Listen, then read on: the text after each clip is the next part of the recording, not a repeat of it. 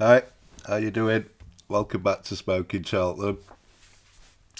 Right then, today what we're going to do, I'm going to give you my thoughts on last weekend's racing and the racing coming up tomorrow mainly. Um, got a couple of selections for this weekend, not really anything on the ante-post front. Okay, I ain't got much time, and I think time's a bit more precious this sort of when you're coming into the weekend, isn't it? So I'm going to try it and skip through this really quick. And, I'm going to try and be pretty concise and I'll miss plenty out from last weekend. Okay. So we're going for about half an hour here. I don't know if I'm going to manage that, but we'll give it a go. Okay. Right, so yeah, last Saturday then Ascot, it was good to soft in places, good to soft after race 4. 2 mile 5, grade 2, 1965 chase, Django Bay beat Gidley Park 9 length. Yeah, they went a good clip here. Django Bay, he clocked an exceptional time. I was really impressed here. I loved how he came home from 2 out. After the race, I was like, yeah, I like this fella for King George. Had a look, ummed and ahed about the fours, weren't sure about that. And he's like three's best now, so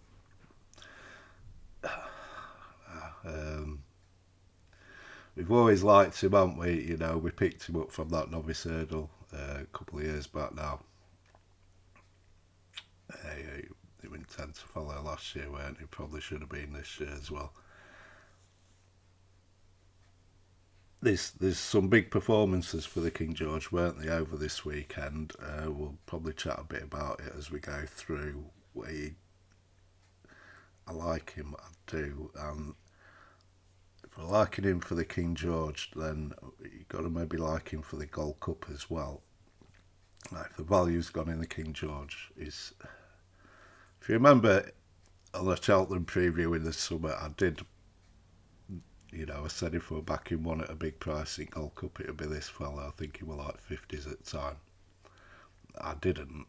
I wish I'd had a bit of change on that myself. He's into 20s now. I've had a bit of change on him at 20s, I have.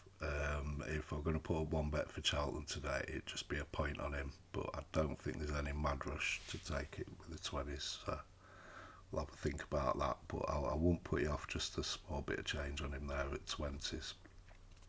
Um, yeah, I thought he was really impressive here. He should come on plenty for it as well.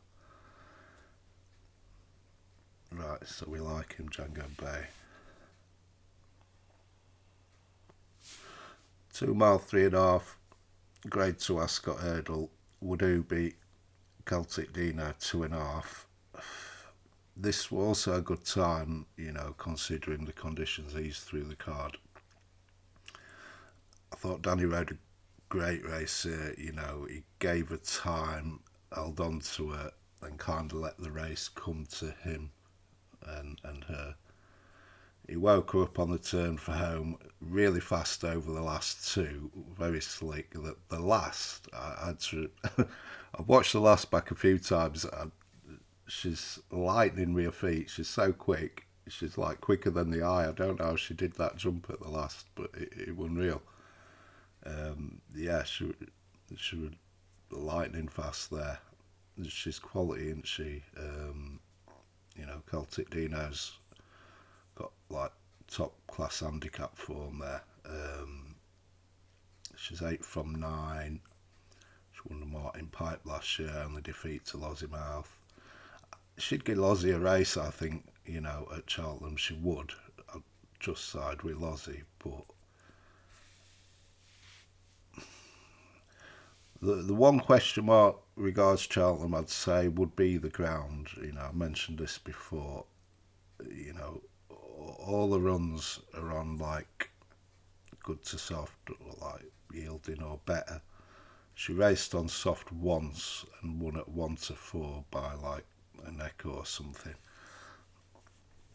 I'm not saying she can't handle that ground, and she looks a little stronger this year, so she'd probably go through it a bit better. But it's just a question mark anyway. We don't know. Like, if it came up soft heavy, which would put me off taking the short prices. Depending how this weekend goes with Amsterdam, the Lossiemouth for the champion hurdle and Woodoo for the mares could be a nice little double, kind of related double there. Yeah, depending how Amsterdam gets on tomorrow, that could be something to think about. But again, I think Lozzie would want like soft ground for the champion hurdle, and like it's on the Thursday now, so it makes it a bit better, doesn't it? But I think the better the ground, the better the chance, you'd say. But yeah, I think she's top price 9-4 for the mares now, and she's going to take the beating there. I think should Lozzie go to the champion. And Gordon mentioned he kept options open for her, but you'd think it'd be the mares. I'd suggest.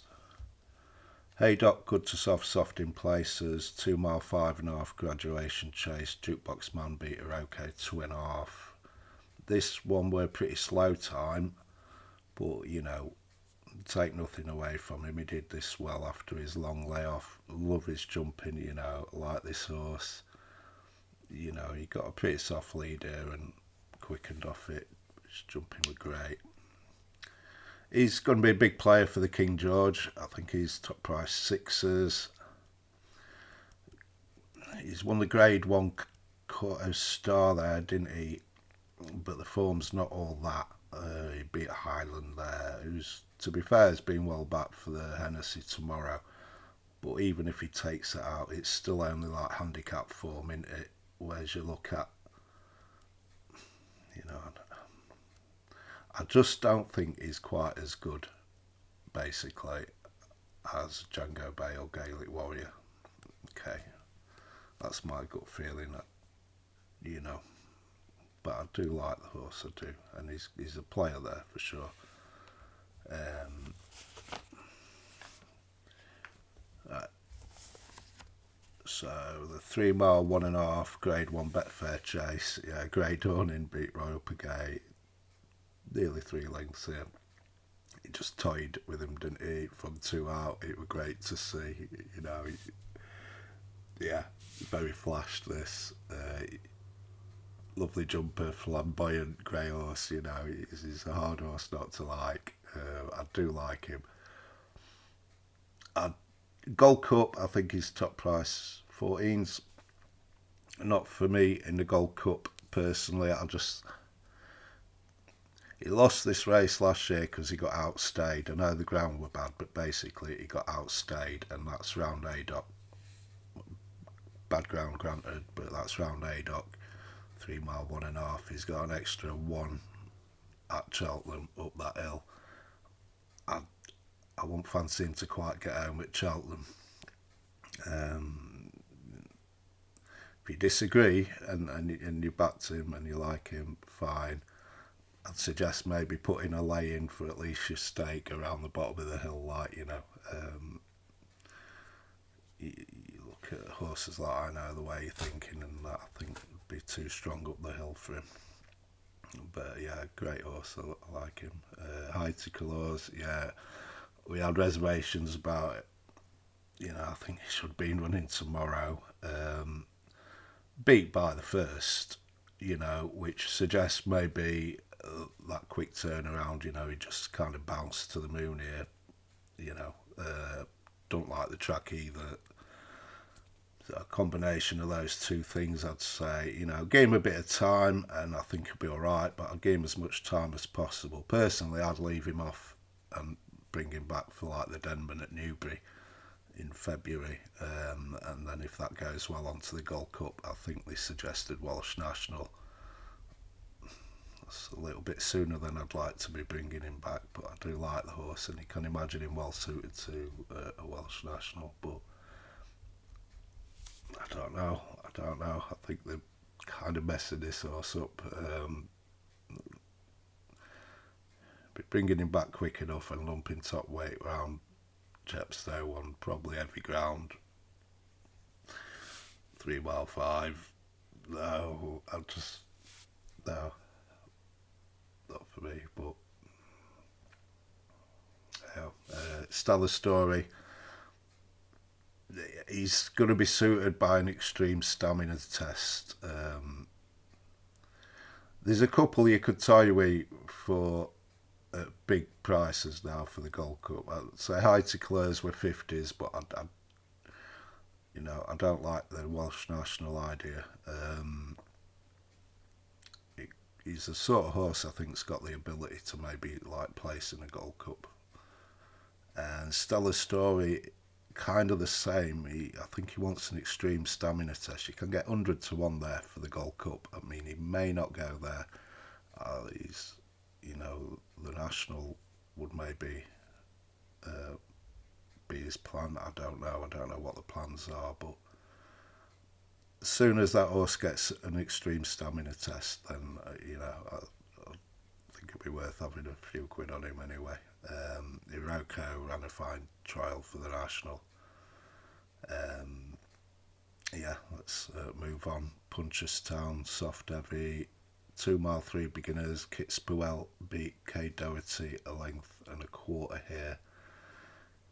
I like Kit Spewell, I do. My gut feeling is it's probably a grade 2 horse. I think he's maybe just shy of the grade 1 level. For example, the right race for him would probably be the Faheen at Limerick at Christmas, where he'd be, if he does go there, he could be lining up against Final Demand. I don't think his Final Demand, but he's fine. K Doherty ran a blinder here. Loved this horse last season. It became disappointing. Looks great. I love the horse. He looks a nice horse, and he looked like he'd make a better chase when he has.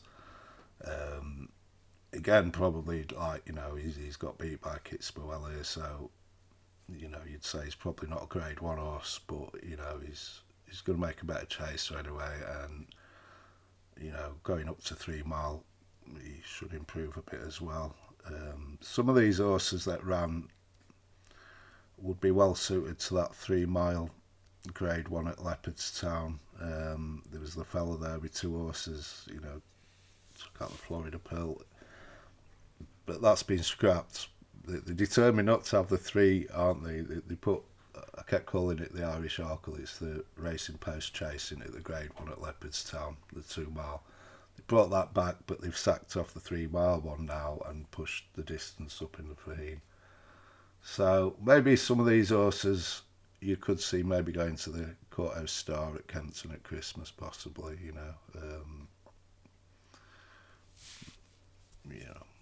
Don't know why they won't leave things be, but Shuffle the Deck. He ran a fine race in 4th. This was just what I wanted to see. He would beat best part of 15 lengths, stayed on nicely after the last. Yeah, this was nice. Jumped a little novicey, but that's fine. I don't think he'd have been too ready for this. If this horse lines up in a Kim Muir and takes it out, that's it. It's like mic drop. I'm out here, because we nominated him for that before he even ran on the racetrack, didn't we? That would be something like that if he goes to a Kim Muir, and he looks like that horse for me, Kim Muir, Irish national type horse. So I'm excited for him. 2 mile grade 1 Morgiana, Lozzie Mouth should beat Glenkill 19 here. She's still very pretty, and she's still pretty good, isn't she? Did the front running thing on her here, didn't they? Kind of understandable, I guess. I just wonder if, it's kind of shades Annie Pow, isn't it? Annie Pow only went to the champion hurdle because Faheen didn't. And the went from the front, didn't he, Ruby, on Annie Power, and because she stays 2.5 well, and you wonder if they had that in the back of his head, with Lossiemouth. It's like, well, if we do end up with the champion hurdle, can we ride her from the front like so? I wonder if that were kind of why. But I'm just not quite sure she likes front running. They tried it on her, didn't they, at Leopardstown, and that's when she had that horror fall, and she did put in one kind of sketchy leap here, so I'm not sure if she's quite as focused when she's in the lead. I prefer to see her held up a little, but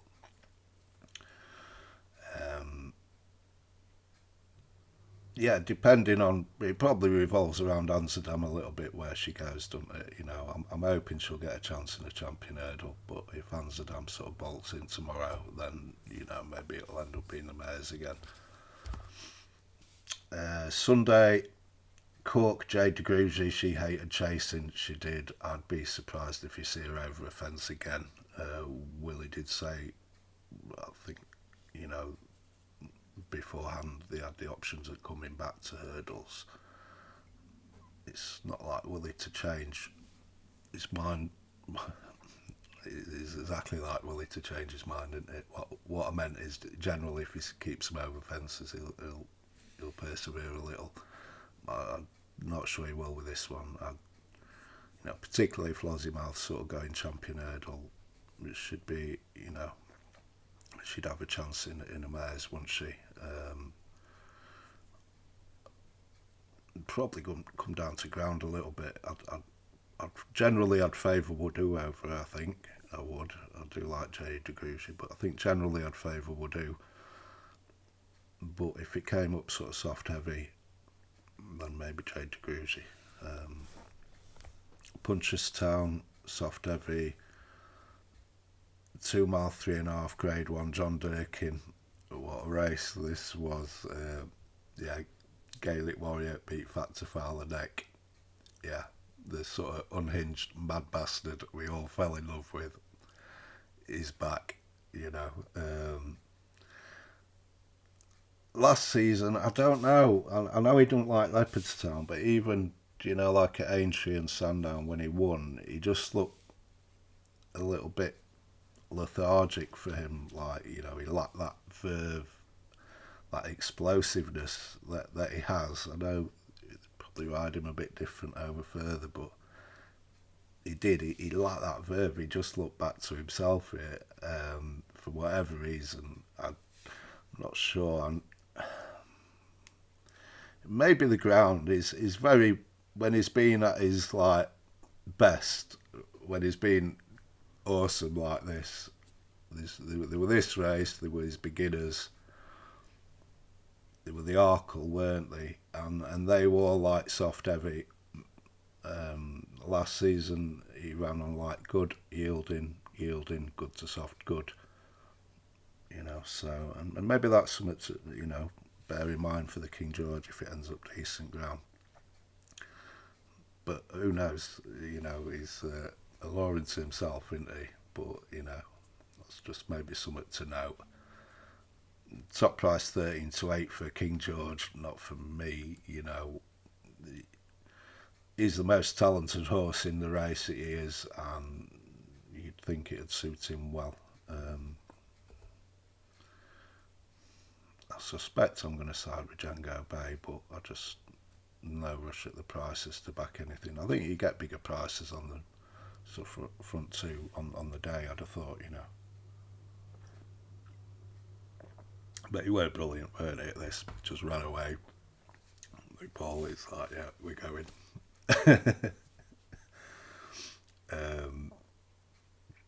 Yeah, he did well, didn't he, Paul? He did sort of sit and fill him up, after the first lap or so, but that first bit, I don't think he had too much say in it. What a horse. It's just, yeah, it was brilliant to see it where I loved it. Fat to File ran a blinder here, and if these two met at Cheltenham, with it being at Cheltenham, I'd kind of fancy Factorfile to turn this round. I think he's top price 2-1 now for the Ryanair. It's going to be a lump job again. He is. Please gamble responsibly. But yeah, he did nothing wrong here. I suggested, didn't I? I thought Gaelic Warrior might strip a little fitter for this, and I think you kind of saw that. In fact, Falcon to win the race at the second last. By the last, you could see Gaelic Warrior weren't going to be for beating, and he actually won it a little snug at the line. He had his ears pricked there, you know. Yeah, maybe just a fitness thing that just near the end, but two cracking horses they are, and that was brilliant to see. If you can get beat 53 lengths and run a promising race, if that's at all possible, I thought I know the way you're thinking, pulled it off, you know. Yeah, this was kind of what you'd expect. I did suggest, didn't I thought we might get a nice price for him for the Gold Cup after. No, the bookies weren't playing. They pushed him out half a point to 4-1. So there you go. I think I had a bit on this horse at 5s for the Gold Cup after Cheltenham. You know, and as I said, I thought I'd top up a bit, you know, when he gets beat this year. But back to him at 5s. He's ran once since, got beat 53 lengths, and he's 4s now. I don't know. Funny enough, if we're having a moan about prices, one of our ramblers pointed out Final Demand, Paddy's and Betfair were doing the double bet early this year, you know, to take out the Browns and the Gold Cup, the 16-1.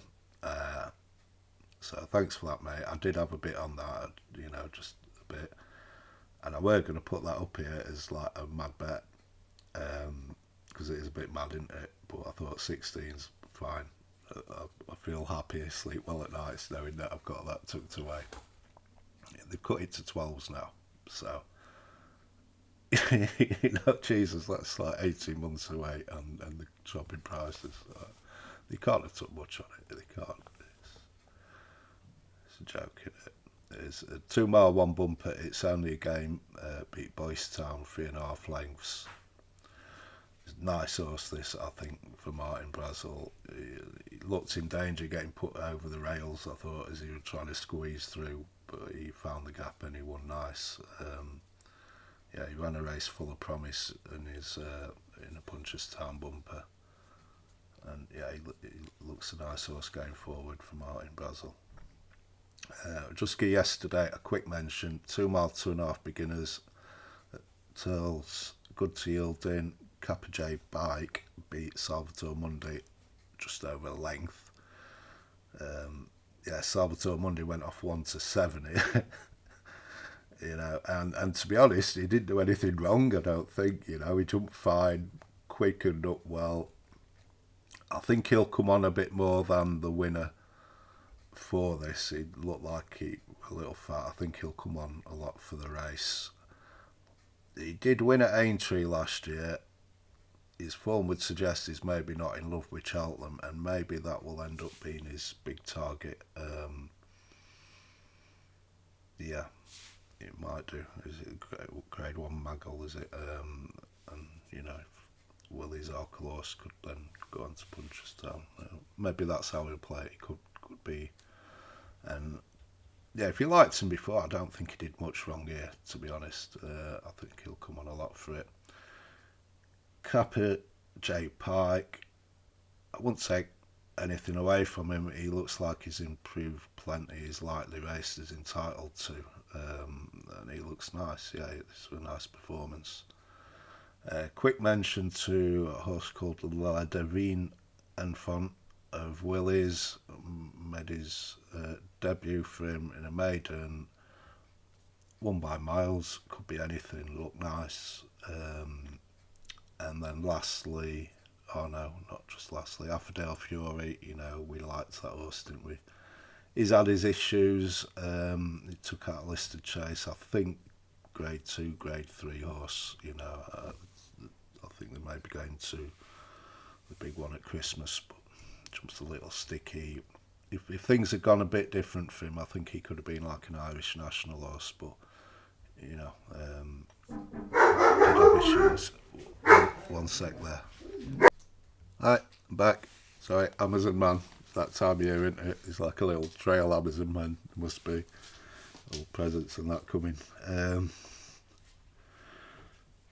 Where we after Delphi, yeah, I like him, but you know, gut feeling is a sort of grade 2, grade 3 horse. I think that's going to be his level. Yeah, shame.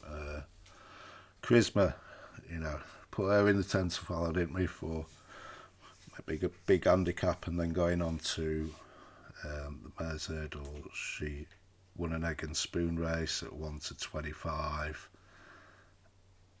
This was ideal for her, really, you know, can't go up in the weights or anything for this. Yeah, that Betfair Hurdle, he did it last year with Joyu, the Joyu horse, didn't he? JP, Nicky, he'll be coming onto people's radars a bit more now. I'd imagine that could be a good plan for her. She's got a nice sort of mark. She was still keen. She were a seasonal return. Just could do with just settling a little better, but I thought she looked a little bit better in that respect, considering it were a seasonal return, like. But you would like to see her drop it next time, like, you know. And yeah, I think she could be on the right track with that horse, you know. Right then, I won't really talk about today's racing because it's probably over and done, like being and gone by the time you see this. I'll chat a little bit about the big races. I've only got a couple of bets I've had, so I'll tell you what they are. Big race tomorrow at the Hennessy, or the Coral Gold Trophy, or whatever it is, you know, the Hennessy at Newbury. Yeah, early in the week, I did back my town for this. I think top price fives now, but in and around 5 to 1, and you might do better tomorrow. I don't know. I wouldn't really want to take less than fives. I don't think it's. Lucinda Russell, first time out, little question mark there. You know, she's got him fitter than she had that other horse. But apparently he's had a few racecourse gallops and things. Horse took this out first time out last year, didn't he? We saw Paddy Powell win her first time out, Troy Town win her first time out. So, you know, that was something I had in my head, that it were looking like they were trending these handicaps into needing a run beforehand. Maybe not now. So, you know, I took the ultimate off 127 up £15 to 142. Won that by a wide margin. If you think of the sort of handicap chase winners that win by wide margins at Cheltenham, they can often go on to be graded horses, like, you know, Henry's horse that went on to win the Gold Cup. Yeah, I've not really got many notes here. The memory's not what it was.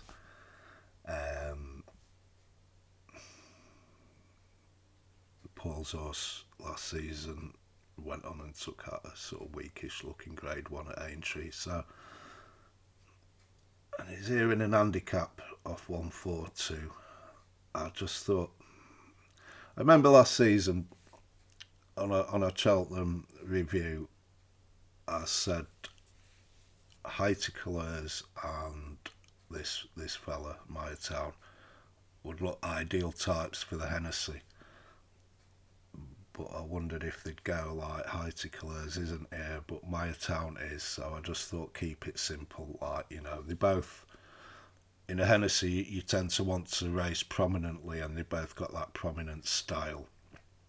So, yeah, I just thought, keep it simple. I'm not like mad on it. I ain't gone mad on it, but I just thought, yeah, I don't mind that. You know, it's a nice sort of price winner if he does the business. Yeah, I do quite like my town for that. Well, he's got a few here, Blizzard Wars, Omar Park, Spanish Harlem. You give them all chances of sorts. Percival Legal was here at a big price. But if we were going to pick out an outsider, maybe to have a little bit each way on, I'd go Monty Star right at the top. I would, he's good enough to be like a place third in a Gold Cup. And if you look at those horses sort of near the top of the weights, I'm not sure you'd be saying that about many of them. So I'm just Henry's horses. They're kind of looking like Gavin's were a couple of weeks ago. His form kind of ebbs and flows, and I just wonder if he's heading towards an ebb. Like his percentage is dropping. He's having some horses run well, but that'd just be a slight off-putting thing. But I think he was about 25s. Maybe the changing man will chase my town home, and it'll be the same 1-2 again. That thought crossed my mind. Okay. But the race really you'd be most looking forward to this weekend, I think, as a racing fan, has got to be the Fighting Fifth at Newcastle. This is just a mad race. It is a mad race. Personally, you couldn't, to me, confidently have a bet in this race. I won't be having a bet here. I won't. The selection would be the New Lion, but do I want to take 13-8 or whatever against Constitutional and Amsterdam when he's got questions himself to answer? Not really. Anything could happen in this race. If you told me any of these horses win this by 10 lengths, I wouldn't be surprised. Dan's flying into the case for the New Lion. Yeah, Dan's flying. The question is the trip in this grade, isn't it? Because it was 2.5 last year. But I remember watching Hardy Eustace when he took out that race at Cheltenham, and he looked more a stayer's hurdle horse to me than like a champion hurdle horse, and I was shocked at the speed he showed the season afterwards. And I remember saying a couple of times last season, I think this horse could drop down to 2 mile. Like he looked pretty pacey to me, but we don't know, do we? But I think he'll be all right. It's more the opposition, isn't it? But he's unbeaten. Dan's flying, but not for me at the prices. But it'd be a tentative selection. Constitutional. This horse. Look, on the positive side, if all these horses run to their best ability, then he wins. That's simple as that. And despite his sort of his struggles over the last couple of seasons, he's still never been beat first time out. You could argue a case this is the time to catch him, so it wouldn't surprise me at all to see him take this out. I thought last year when he took out the Christmas hurdle, for me, I'm not quite sure he had the full ability that he had before, but he could afford to lose a few percentage and still be like well up to winning a champion hurdle. So there's some positives for him, and wouldn't surprise me at all if he wins this. Last season, what happened? I think at the same time, could you take less than 2-1 about a horse that's fell pulled up, something like that, his last 3 runs? I think what happened with him is he became indecisive over his hurdles. Watched a few things with Ruby, and I love listening to Ruby. He's good value, isn't he? He knows what he's talking about, not like he's like me, And he did. You could see him at his hurdles. He just became indecisive. He didn't fully commit, and he lost his confidence. And by the time I were, it boggled my mind that Nicky sent him to Punchestown after 2 falls. I just, what are you doing here, mate? I could get my head around that. I mean, he knows more about, he's forgot more about racing than I'll ever know. But I couldn't get my head around why he sent him to Punchestown, and I don't think the horse could either. He kind of, the race started and he was like, no, I don't want to do this anymore. So he's got a bit of a mental crisis there, and I don't know how you sort that out. I don't know. Maybe time. It's like anything. You back 10 losers in a row, and sometimes you can't buy a winner, can you? You might back 10 in a row, back somewhere at 1 to 2 just to get that winner, and it goes down like sometimes you can't buy a winner, and when you lose confidence like that, it's hard. It is, and for an athlete, that's tough. I thought it was interesting. Ruby said that, considering Ruby himself, I thought maybe the last couple of years, personally, maybe he used to close your eyes when he would come into the last anyway.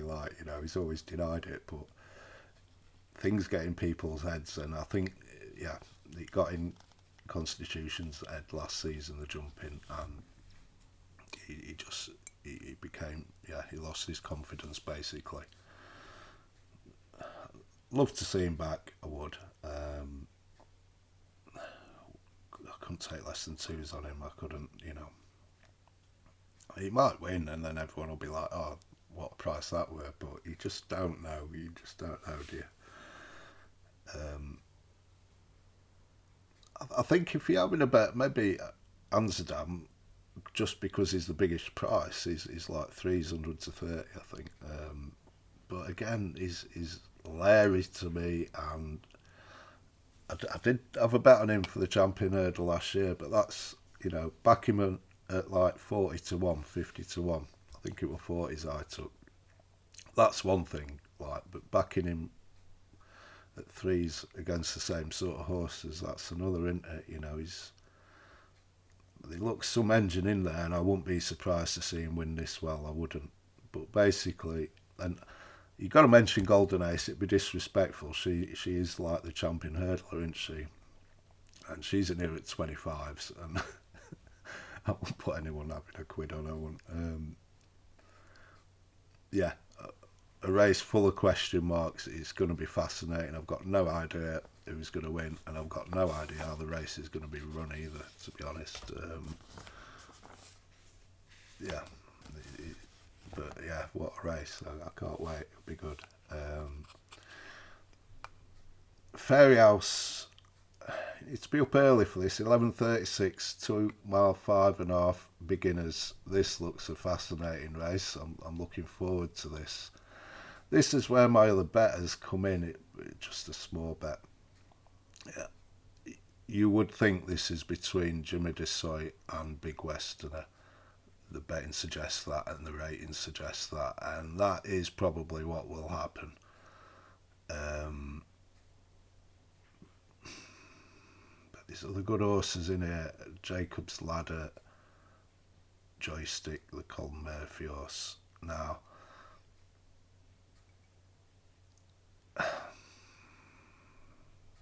the race will probably be dominated. The betting's dominated by those big two, and the race probably will be dominated by those two. Jimmy Desoy comes out top on the ratings, but he's earned that rating in air handicaps, so that could be a little bit misleading. I think of those two, I think I'd side with Big Westerner, to be honest. Okay, so if you're playing the front of the market, I'd go Big Westerner. Like I say, Henry's horses, I'm just not sure. I mean, he's got a lot of good chances this weekend. He could have a fine weekend, I don't know, but I won't be surprised either if he don't, he just especially when you're taking a short price, when you're not quite sure about the stable form. So they'll probably dominate it, but you could say Jimmy's Desai to me. I've never looked at him and he's sort of thought, oh, he's a chaser. Like he's never screamed chaser to me. The big Westerner, possibly the stable's just starting to go a little cool. And she's a fine big mare. She'd take a run like you'd imagine. Um, Jacob's Ladder, I think, is really interesting here, and I won't put anyone off a bet on him. He's around 8-1, I think.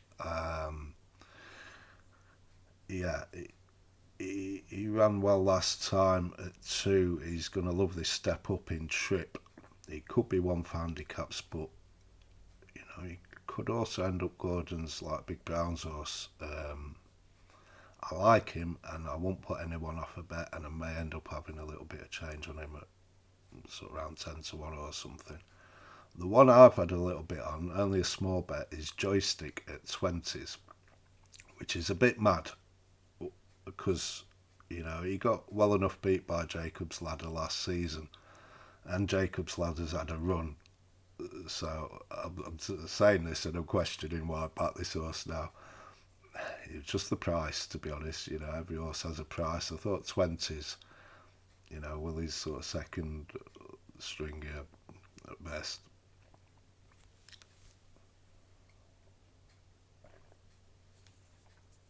It's just a sort of horse I just think he's really going to take to chasing.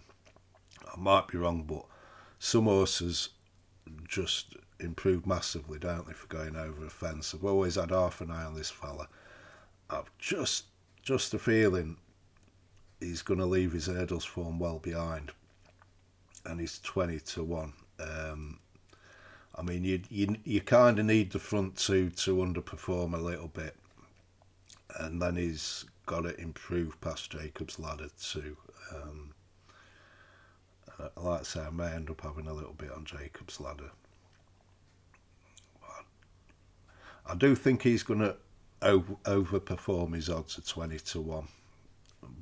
If the front end underperform or not, I'm not sure. But just at 20-1, I thought he's worth a small bet anyway. Okay, so he's kind of the selection there. And yeah, probably maybe have a little bit on Jacob's Ladder too. But don't be surprised if the front two do dominate. They're well clear on ratings, and really they should, But it's a great race anyway. Joystick, he might be one more for like staying handicaps down the line. But I thought I'd take a small chance at 20s. You don't need much of an excuse to back some at that price, do you? And the 12.44, 2 mile 1 furlong handicap, chase. Mirazor West is here off 138. I'm sure he's got a race in him off that rating. He's going the right way round here. In fact, he's 2 from 2 at Fairyhouse. Backed him last season at Punchestown. Thought he were going to do it. I think the jockey, Jody McGarvey, weren't it? It was retirement ride, I think. I just thought he went a bit too hard on him. I thought he just overdid it a little bit, Mark Walsh on him here. Is he going to be fit enough first time out to take this? I don't know. So it's going to be price dependent, this one. He'd be the selection.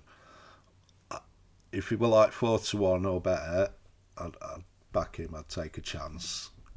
3-1, 7-2, I'd have to think about it. Less than 3s, I wouldn't. And I've got a feeling I'll probably put him in about 5-2 or something. And it looks a competitive race, so in that case, I'd be leaving him. He's a bit of a mad horse, but I like him, and he will win a race, I think, off that rating. So that's all that then. So the nap of the weekend would have to be Maya Town, and I just had a small bit on Joystick there at 20s. The Grade 1 stuff on Sunday, I hadn't really had a good look at the Fairyhouse meeting. I would say, you've got Willie's horse in the Royal Bond, Romeo Coolio in the Drinmore, and the Hatton's Grace looks a toss-up, doesn't it, between Ballyburn and Teapot. Even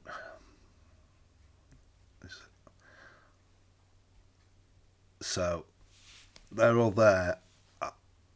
You think, yeah, easy, that's how it's going to go. It doesn't tend to go like that at this meeting. Not all the good things will win. I'd be surprised anyway, but I haven't really got into it yet. I suppose the Highlands Grace, again, I don't know. I've got no firm opinion.